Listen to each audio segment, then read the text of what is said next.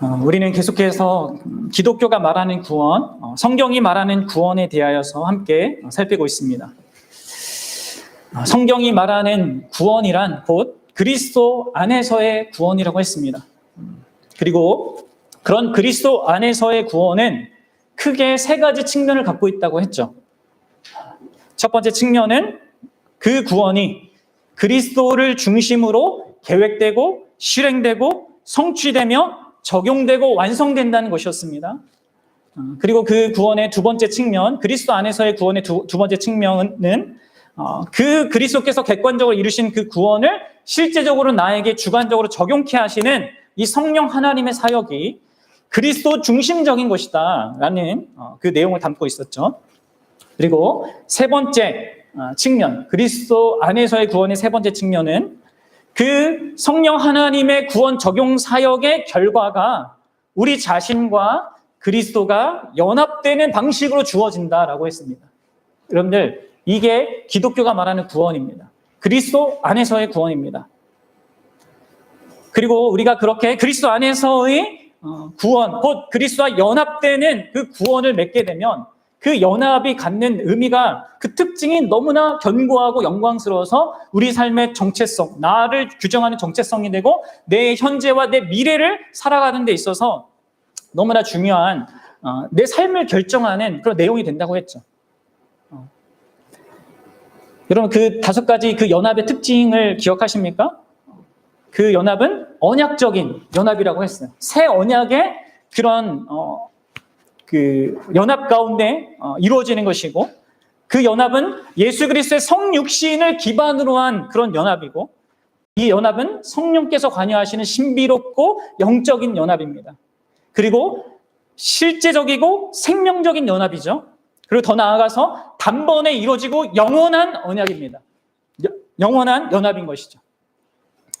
그래서 여러분들, 이러한 연합의 특징을 알고 이것을 우리가 소유한 자로 살아가야 한다는 거예요. 사랑하는 여러분, 우리가 이런 그리스도 안에서의 구원을 함께 배워가면서 바라기는 저와 여러분들이 진실로 자신의 구원을 바르게 점검할 수 있었으면 좋겠습니다. 여러분, 오늘날의 교회 안에는요, 그리고 역사 내내 교회 안에는 언제나 내부류의 사람들이 있었어요. 제가 아마 초반에도 이 부분을 얘기했을 텐데, 여러분들 잘 다시 한번 자기의 상태를 살펴보셔야 합니다. 첫 번째 부류의 사람은요, 그리스도 안에서의 이 구원에 참여하여서 그러한 연합을 누리며 살아가는 자들이 있습니다. 교회 안에는요, 그렇죠? 근데 상대적으로 소수죠. 그리고 둘째로는 그리스도 안에서의 구원을 받았는데 이 구원에 대해서 무지해서 너무나 얄팍하게 알아서 그 구원을 누리지 못하는 자들이 있습니다. 그리고 세 번째는 이제 이런 사람들이 이제 제일 큰 문제죠. 어떤 사람들이요? 그리스도 안에 있는 그 구원에 참여한 바가 없는데 스스로 구원받은 자라고 착각하는 사람들. 여러분들, 참된 신자는 그거에 대해서 물어봐야 돼요. 스스로 질문을 해봐야 됩니다. 답을 가지셔야 합니다. 구원받지 못한 사람은 자기 질문을 안 하거든요. 자기 스스로에 대해 점검을 안 하거든요. 하셔야 됩니다. 그리고 넷째로는요, 그리스도 안에서의 구원을 받아야 하는 사람들이 있는 것이죠. 아직 믿음이 없는 사람들, 그렇죠? 그럼 이렇게 내부류의 사람들이 교회 안에는 언제나 있어 왔고요. 지금도 있는데요. 반드시 자기의 상태를 살피고 내가 어떤 상태에 있는지 돌아본 다음에 여러분들 반드시 첫 번째 상태를 갖고자 해야 합니다. 그냥 두 번째 상태에 머물러 있어서도 안 돼요. 왜 그렇습니까, 여러분들? 예수님께서 이렇게 말씀하셨어요. 우리 요한복음 10장 10절에 한번 말씀을 볼 텐데요. 거기에 이렇게 예수님이 말씀하십니다. 앞에 스크린 보세요. 내가 온 것은 양으로 생명을 얻게 하고 더 풍성히 얻게 하려는 것이라. 보십시오. 예수님이 이 땅에 오신 이유, 구원의 일을 이루신 이유는 우리에게 생명을 주시고 주실 뿐만 아니라 그 생명을 풍성하게 누리게 하기 위해서 오신 것입니다. 예수님을 믿는 사람은 반드시 이 생명을 갖고 그 생명을 누리는 자여야 한다는 것이죠. 이게 자기 백성, 자기 양을 향하신 선하신 하나님의 예수 그리스도의 뜻이에요. 그래서 여러분들, 우리는 생명을 갖는 것, 구원을 받는 것뿐만 아니라 그 구원을 영위하고 누리는 것까지 기대하고 소원해야 하는 것입니다. 그리고 바로 이 생명이 어떤 생명이에요? 그리스도와 연합된 생명입니다. 그분과의 인격적인 관계 속에서 살아가는 그 생명을 말하는 것입니다. 이것을 아주 쉽게 우리가 비유하면 한 가정에 태어나는 한 생명, 아이와 같습니다. 한 생명이 한 가정 안에 그 부부 사이에 태어나면요, 그 아이는 부모와 연합된 관계 속에서 살아가기 시작합니다. 그래서 자녀는 1차적으로 먼저 부모의 모든 것을 영위하는 것을 경험합니다.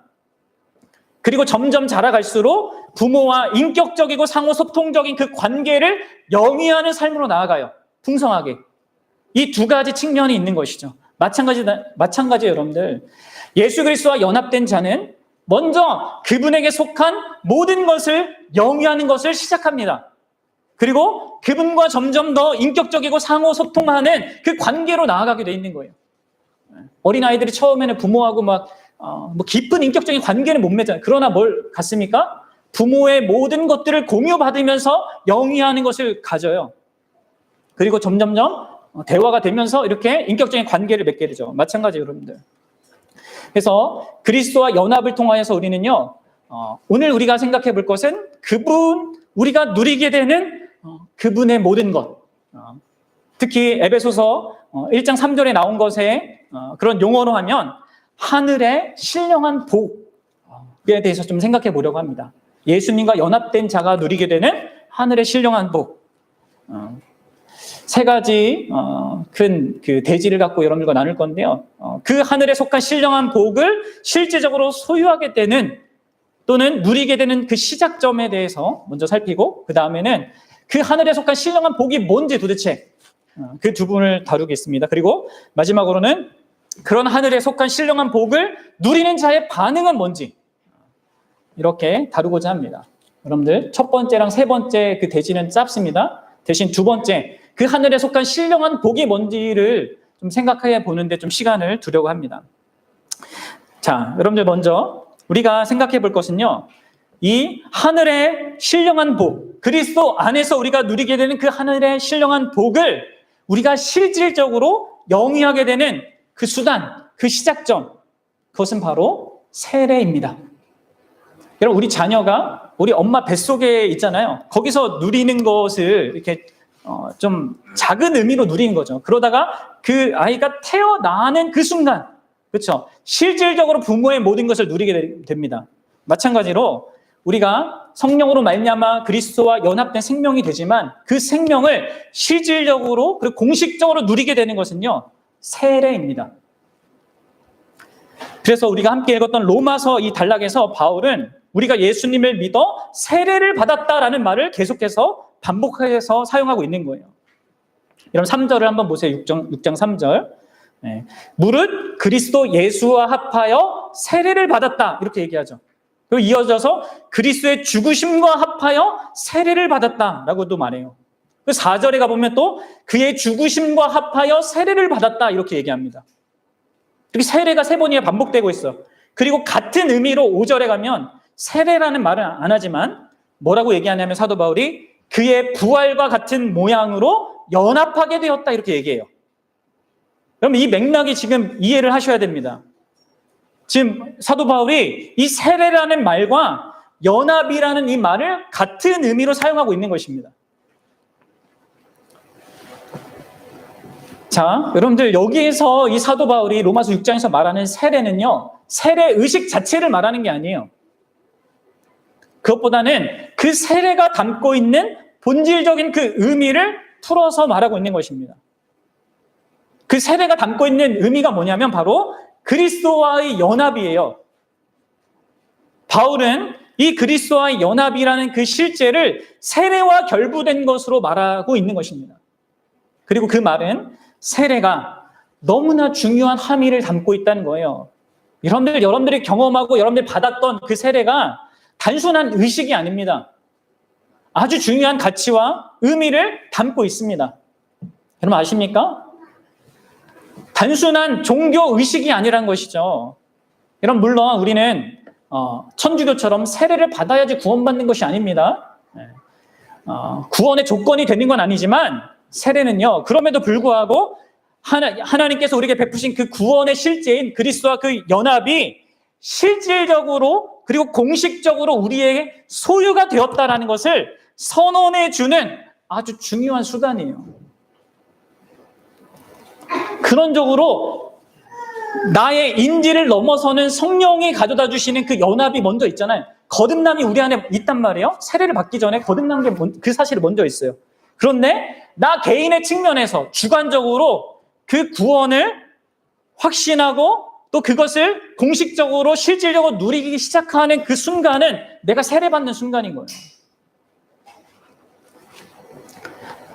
이것은 마치 오늘날의 결혼 예식과도 같은 것입니다. 그럼 지금은 결혼 예식과 혼인 신고가 이렇게 법적인 혼인 신고가 따로 구분되어 있지만 이전 시대에는 그렇지 않았잖아요. 결혼 예식이 곧 법적이고 공식적인 구속력을 가진 혼인 신고입니다. 그래서 결혼식을 통하여서 그 남녀는 자신의 모든 것을 공유하게 된단 말이에요. 제가 아내와 결혼해 보니까, 아내가 그때 병원의 그 간호사였잖아요. 병원에서 아내가 누리는 모든 혜택들을 저도 남편이니까 누리게 되더라고요. 모르고 저는 결혼했지만, 알고 결혼한 건 아니죠. 근데 그렇게 되는 거지. 법적으로, 공식적으로 그렇게 되는, 마찬가지예요, 여러분들. 세례식은 바로 예수님과 우리가 법적이고 공식적인 그런 연합의 관계가 되었음을 선언해 주는 겁니다.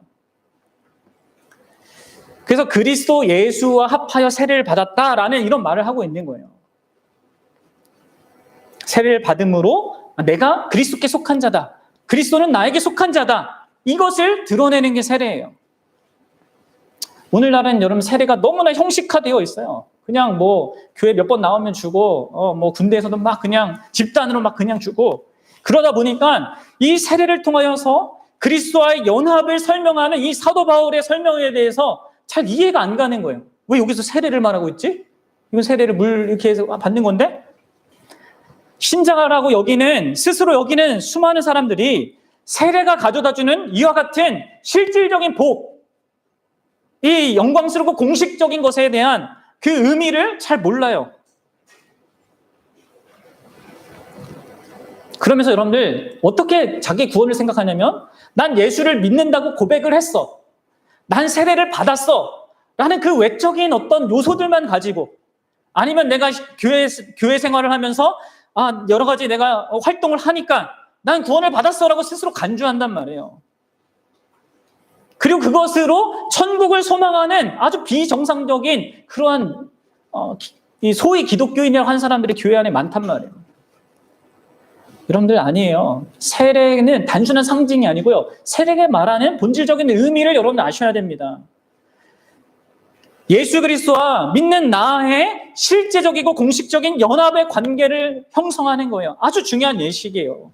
결혼식이 여러분은 단순한 상징이 아니잖아요. 마찬가지로 세례도 그렇습니다. 그래서 여러분들 어떤 의미에서 세례 때문에 우리는 예수 그리스도와의 연합을 확신할 수도 있는 것입니다.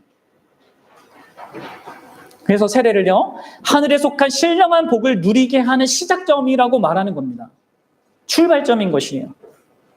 세례를 통하여서 이렇게 하나님과 그리스도와의 그 관계를 공식적으로 시작하고 영위하게 된다라는 것을 여러분들 아시고 이 세례를 받은 것을 정말 귀하게 여길 줄 아셔야 합니다.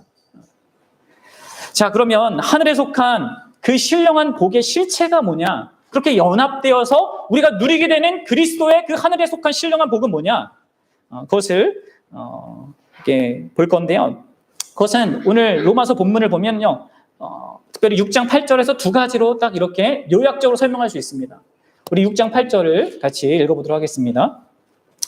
자, 그리스도 안에서 받는 세례를 통해서 시작하게 되는 하늘의 신령한 복의 그 두 가지 실제. 이것을 봅시다. 시작.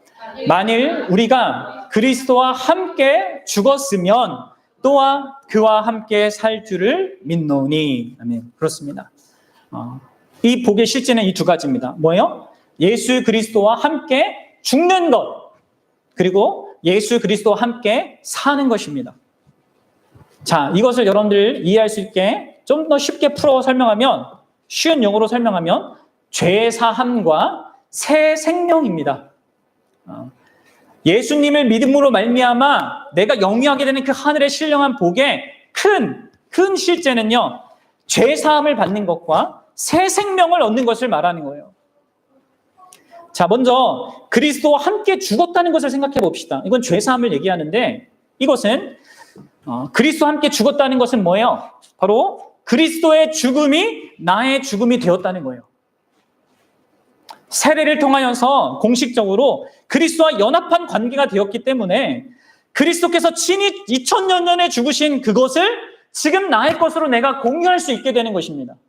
그럼 이해가 되세요? 내가 죄사함을 받는 이유는, 죄 용서함을 받는 이유는요, 내가 회개를 했기 때문에 받는 게 아니에요.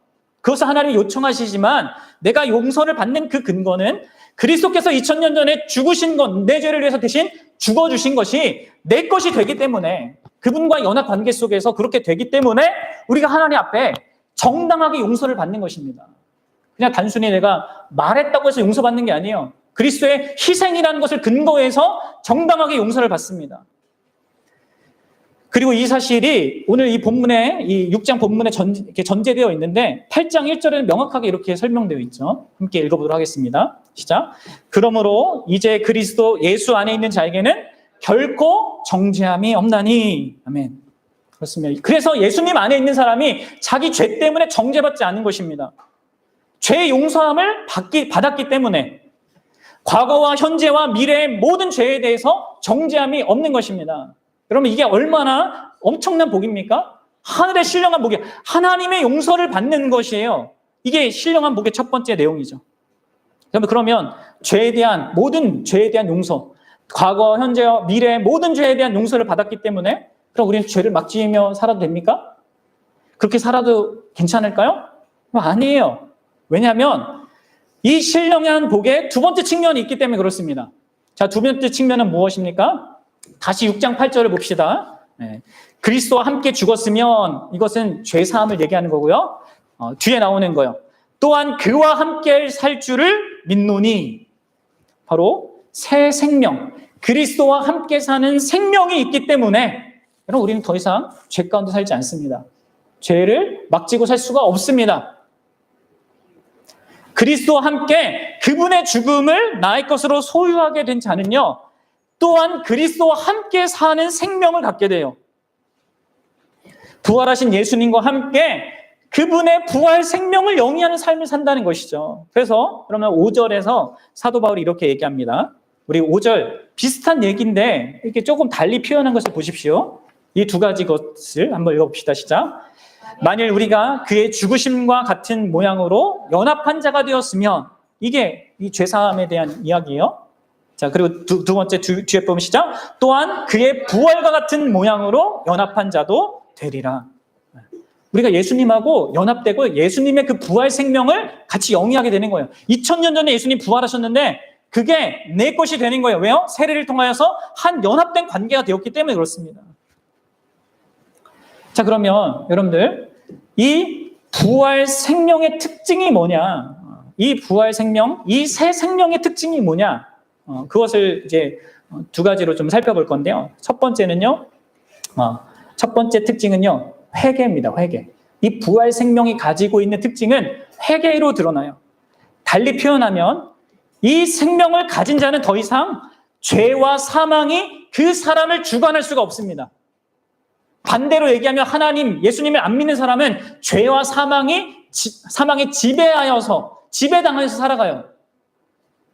그러나 여러분들, 이 새 생명을 가진 자는 더 이상 죄와 사망이 그를 지배할 수 없습니다. 그래서 여러분들 6장 11절 같이 읽어보도록 하겠습니다. 우리가 함께, 우리 아이들과 함께 외워야 하는 이번 달의 성경 구절이죠. 같이 읽어봅시다. 지금 외우세요, 빨리. 시작. 이와 같이 너희도 너희 자신을 죄에 대하여서는 죽은 자요, 그리스도 예수 안에서 하나님께 대하여는 살아있는 자로 여길지어다. 아멘. 그럼 이게 무슨 말입니까? 너희 자신을 죄에 대하여서는 죽은 자로 여겨야 된다라고 말하고 있습니다. 이게 무슨 말입니까? 우리 안에 여전히 죄가 있지만 그 죄가 우리를 주관하지 못할 거라는 거예요. 믿는 자에게는.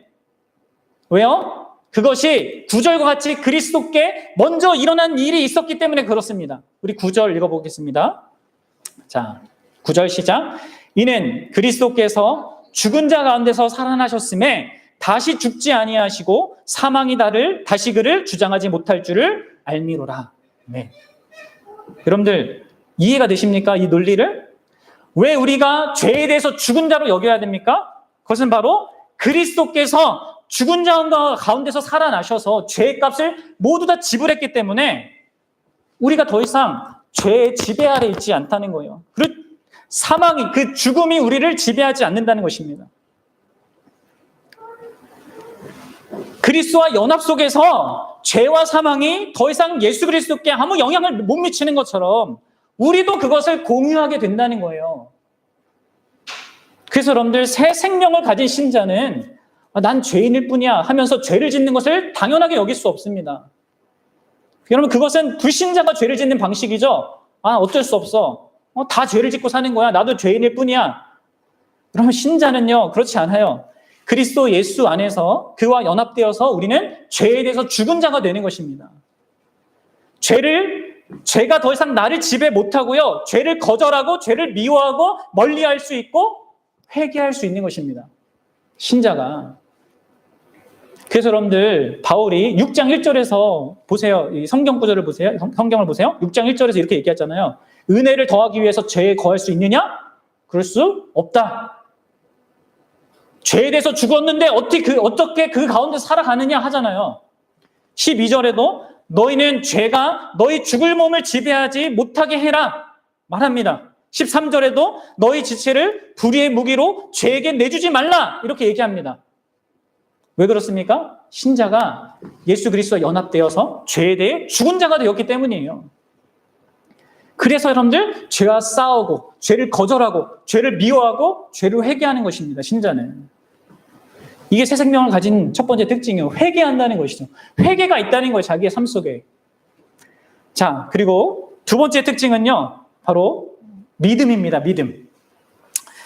자, 11절 하반절 다시 보십시오. 11절 하반절. 죄에 대해 그리스도와 함께 우리가 죽고 그리스도와 함께 살아서 하나님께 대하여 살아있는 자가 됩니다. 그럼 11절 나와 있습니까? 다시 한번 읽어보도록 하겠습니다. 시작. 이와 같이 너희도 너희 자신을 죄에 대하여는 죽은 자요 그리스도 예수 안에서 하나님께 대하여는 살아있는 자로 여길지어다. 아멘. 여러분 그렇습니다. 그리스도와 연합된 그 새 생명을 가진 그 신자는 죄를 거부하고 죄를 멀리하는 그런 어떤 의미에서 소극적인 반응을 넘어서서 살아계신 하나님께 대하여서 긍정적인 반응을, 적극적인 반응을 보이는 자라는 거예요. 이게 새 생명입니다.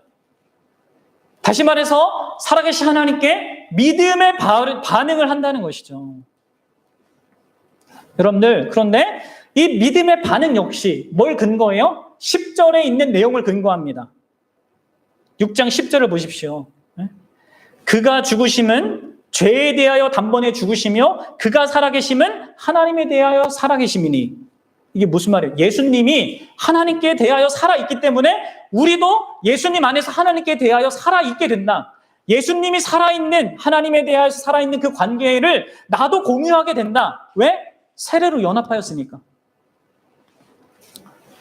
여러분 그래서 이런 맥락 속에서 신자는 자기 자신을 하나님께 드리며 자기 전 존재로 하나님께 헌신하며 살아가는 것입니다. 그리고 우리가 드리는 것에 많은 부족함과 그런 한계와 흠이 있어도 그리스도 안에서 하나님이 다 받아주시는 거예요. 이것이 여러분들 그리스도 안에서 누리는 그 연합에서 누리는 새 생명의 특징이에요. 죄사함과 이 회개와 믿음을 포함하는 이 새 생명. 이게 여러분들 하늘의 신령한 복입니다. 여러분 이 복을 알고 있습니까? 누리고 있습니까? 이것들이 진짜 실질적인 것이고 그리스도의 것을 나의 것으로 영위하는 것으로 있는 것입니다. 사랑하는 여러분, 그럼 이 두 가지의 이 복된 이 죄사함과 새 생명 그리고 새 생명 안에 있는 이 회개와 믿음이라는 이 복을 참된 신자는 그리스도 안에서 영위하고 누리게 되는 겁니다.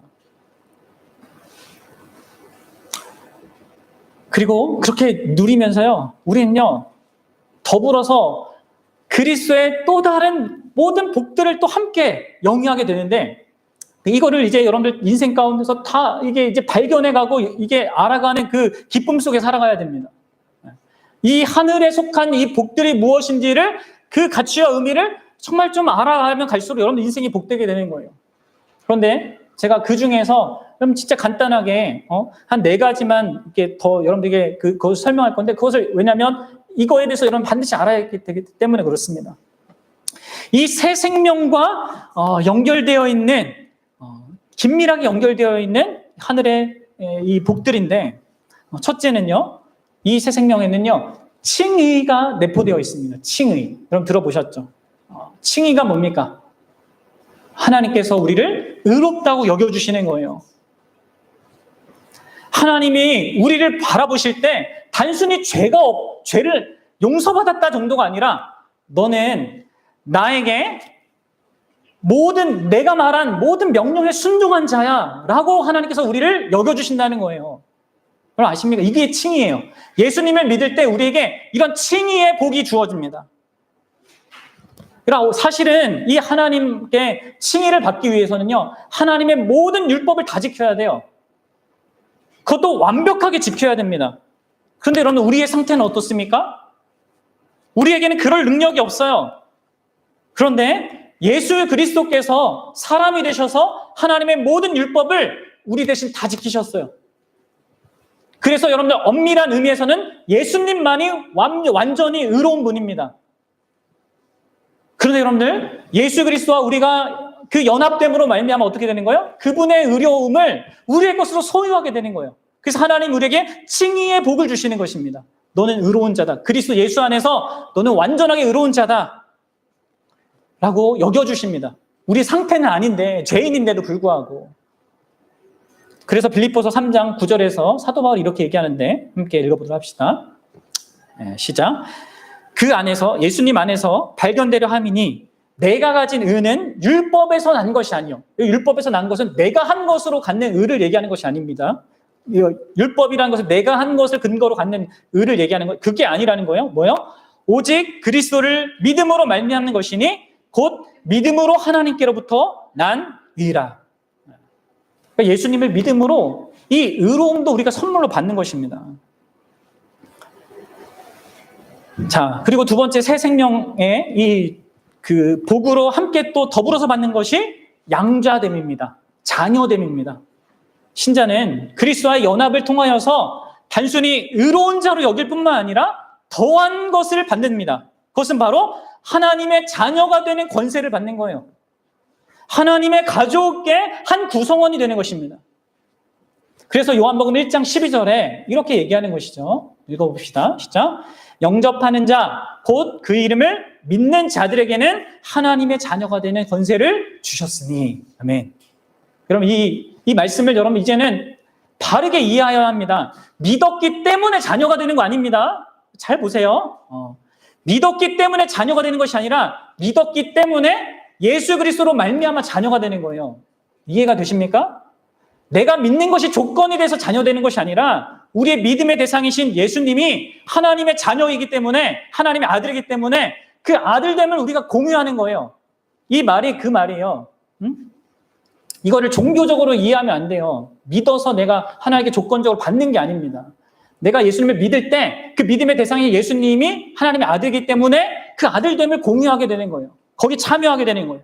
그래서 여러분들, 우리는 그리스도 안에서 하나님이 우리의 아버지가 되어주시는 거예요. 그래서 모든 악으로부터 우리를 보호해 주시고 우리의 모든 필요를 공급하시는 공급자가 되어주시는 것입니다. 그리고 그분이 우리의 양육자가 되셔서 우리가 하나님의 자녀다운 자녀로 자라가도록 기르세요. 그리고 그런 맥락에서 하나님께서는 우리 인생 가운데 시기적절하게 필요할 때 징계도 내리시는 것입니다. 그렇죠? 우리가 뭐 주변에 있는 애들이 뭐 잘못한다고 해서 걔네들 혼내고 그럽니까? 아니요. 자기 자녀들에게 혼낸단 말이에요. 그래서 자기 자녀에게는 하나님이 다른 사람, 이 세상에 믿지 않는 사람처럼 잘못을 그냥 지나치는 것이 허락 안 됩니다. 반드시 징계하여서 바른 길로 인도하시죠. 그게 없으면 사생자라고 했잖아요. 히브리서에 보면. 진짜 참 아들이 아니다라고 하시잖아요. 그리고 바로 우리가 그렇게 그리스도 안에서 자녀가 되었기 때문에 결국 하나님의 나라도 유산으로 받게 되는 거예요. 기업으로 받게 되는 겁니다.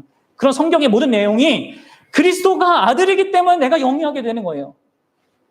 그리고 이렇게 이런 두 번째 복과 더불어서 이 자녀됨, 양자됨의 복과 더불어서 나타나는 그 복은요, 바로 거룩함 또는 성화라고 불리는 겁니다. 거룩함, 성화.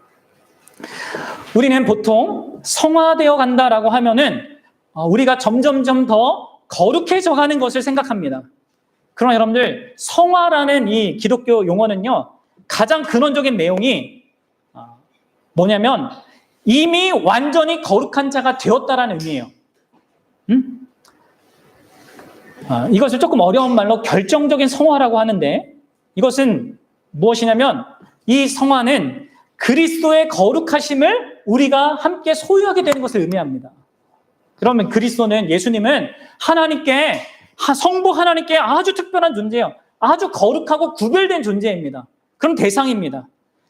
마치 하나님께 예수 그리스도가 그러한 존재인 것처럼 우리도 이제 그리스도 안에서 그런 대상이 됩니다. 이게 성화예요. 이게 거룩함입니다. 그리고 바로 이러한 결정적이고 확정적인 성화 때문에, 거룩함 때문에 우리가 흔히 아는 점진적인 성화가 있는 거예요. 아십니까? 그 점진적인 성화를 달리 얘기하면 뭐예요? 죄로부터 우리가 점점 벗어나는 것, 그리고 다른 한편은 그리스도를 점점 닮아가는 것을 갖게 되는 것입니다.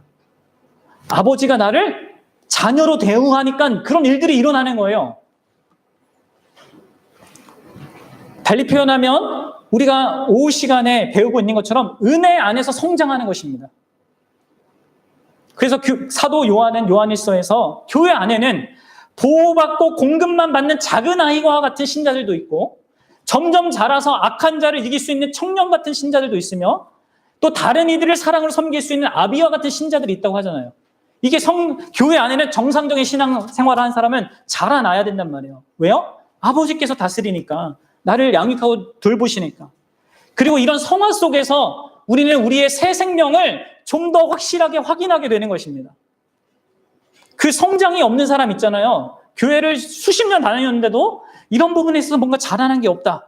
그런데 그 사람은 진짜 고민을 해봐야 되는 겁니다. 자기 구원에 대해서. 자, 이 새 생명의 그리고 마지막 요소는요. 이제 더 많지만 가장 중요한 핵심적인 마지막 요소는요, 영화입니다.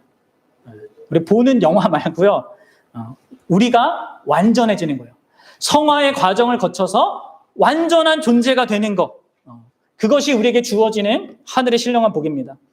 이 영화는 마지막 날에 그리스도께서 다시 오실 때 우리에게 이루어지는데, 그것 역시 그리스도의 완전함에 우리가 참여하는 거예요. 빌립보서 3장 21절에 이렇게 사도 바울이 이 영화에 대해서 설명하는데 보겠습니다. 시작. 그는 만물을 자기에게 복종하게 하실 수 있는 자의 역사로 우리 낮은 몸을 자기 영광의 몸의 형체와 같이 변하게 하시리라. 네. 그 날에 예수님께서 다시 오시면 여러분들, 그분은 우리의 이 지금 늙어가고 이 쇠약해져가는 이 몸을요, 완전한 자신의 영광스러운 몸으로 바꾸십니다. 그건 역시 그분의 영광스러운 몸에 우리를 참여하는 의미예요. 뭔가 새롭게 고안되는 어떤 것을 주시는 것이 아니라 그리스도 안에 있는 것을 주시는 것입니다. 사랑하는 여러분, 이제 결론을 맺겠습니다. 여러분, 이거 보십시오. 이게 여러분들 우리의 구원입니다. 우리의 구원은 처음부터 끝까지 그리스도께서 이루신 것을 성령 하나님께서 우리에게 적용하심으로 말미암아 영위하고 누리게 되는 것입니다. 그래서 성경이 구원의 그 모든 것을 그리스도 안에 있는 것으로 말하고 있는 것이죠. 이런 죄 사함과 이 새 생명의 복,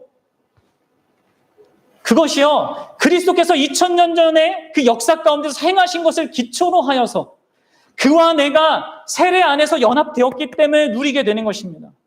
그분이 실제로 죽으시고 부활하는 것이 있어서 그 죽으심과 부활함에 내가 참여하게 되는 것입니다. 그분이 승천하셔서 성령을 보내주셨기 때문에 우리가 그분의 의로움에 참여하여서 칭의를 받고 그분의 자녀됨에 참여하여서 양자가 되고 그분의 거룩하심에 참여하여서 결정적인 성화와 점진적인 성화를 갖고 그분이 영화롭게 되어주셨기 때문에 우리가 그분의 영화에 참여하게 됩니다. 우리가 누리는 모든 구원의 내용들이 다 그리스도의 것들입니다. 이 모든 하늘의 신령한 복이 그분과의 연합 속에서 우리가 다 얻어 누리는 거예요. 그럼 여러분들은 어떤 자입니까? 그리스도 안에서 주어진 이 하늘의 신령한 복, 이것을 소유한 자입니까? 누리는 자입니까? 죄사함과 새 생명의 복을 알고 영위하고 있습니까? 회개가 있고 믿음이 있습니까? 하나님께 대해 살아있는 자, 죄에 대하여서 죽은 자로서의 인생을 살고 있습니까? 하나님께 대하여 살아있는 자가 소유하게 되는 칭의와 양자됨과 성화와 영화가 여러분들에게 있음을 알고 누리고 있냐는 거예요. 여러분, 이것과 비교할 수 있는 이 세상의 복들이 무엇이 있습니까? 돈 많이 버는 거, 이 세상에 잘 되는 거, 인기가 얻는 거, 이런 것과 과연 비교할 수 있는 것입니까? 이건 다 없어지는 거, 사라지는 거, 있다가 없어지는 것입니다. 그러나 하나님이 그리스도 안에서 주시는 것은요, 영구한 거예요. 영원히 우리를 견고하게 하는 것입니다. 그래서 여러분들, 이 그리스도의 모든 것을 누리는 자, 그리스도 안에 있는 구원을 받은 자는 결국 오직 그리스도만을 자랑할 수밖에 없는 거예요. 이게 마지막 이 참된 신자, 참된 구원받은 신자의 반응인 것이죠. 이런 모든 복들을 누리게 해주신 그 그리스도만을 기뻐하고 자랑하고 가장 최고의 보물로 여기는 것입니다. 그리고 그러하신 그리스도를 보내주신 성부 하나님을 찬양하고 높이고 또 그 그리스도의 모든 것을 실질적으로 영위하게 하시는 그 성령 하나님을 감사하고 기뻐하는, 그래서 여러분들 참된 신자에게는 예배가 가장 중요한 거예요. 여러분 예배에 늦는 거 진짜 잘 생각해 보셔야 합니다. 예배에 준비되지 않는 모습으로 여러분들 오는 거 여러분 진짜 심각하게 생각해 보셔야 합니다. 가장 소중한 존재이고 가장 복된 모든 것을 나에게 공급하신 분을 우리가 소홀히 대할 수 없습니다. 가장 큰 기쁨과 찬양이 되신 그분 앞에 최고의 것을 우리가 드려야 되지 않겠습니까? 그리고 그러한 자로 이 땅을 살아가는 거예요. 신자는 그러한 하나님의 놀라운 사랑, 그 놀라운 복을 소유한 자로 이 땅을 살아가는 겁니다. 그래서 어떻게 돼요? 힘들고 어려운 일이 있어도 기쁘고 이 세상에 구루할 만한 좋은 것들이 생겨도 그것이 그닥 그렇게 기쁜 것이 아닌, 진짜 비천에 처할 때나 풍부에 처할 때나 언제나 자족할 수 있는 그런 사도 바울의 고백이 실제적으로 경험되어지는 것이죠. 여러분들은 그런 자입니까? 그것을 여러분들 영위하고 누리셔야 합니다. 오늘 우리가 성찬을 하는데요, 이것은 그분의 살과 피로 대표되는 자신의 모든 것을 우리를 위해서 공급하신다는 그 약속이 담긴 그 의식에 우리가 참여하는 것입니다. 우리가 그것을 다시 한번 확인하는 거예요. 상기하는 거예요. 그분의 살과 피는 그분의 전부를 내가 너에게 주겠다라는 약속이거든요. 죄사함과 그 새 생명 안에서 누리는 이 모든 것들. 그것을 여러분들 자신의 전부로 반응하여서 이 성찬을 받고 여러분들도 여러분 자신의 전부로 그분을 사랑하고 높이고 찬양하고 영위하겠다는 그런 마음으로 그분 앞에 나아갈 수 있었으면 좋겠습니다. 그런 우리가 되길 바랍니다.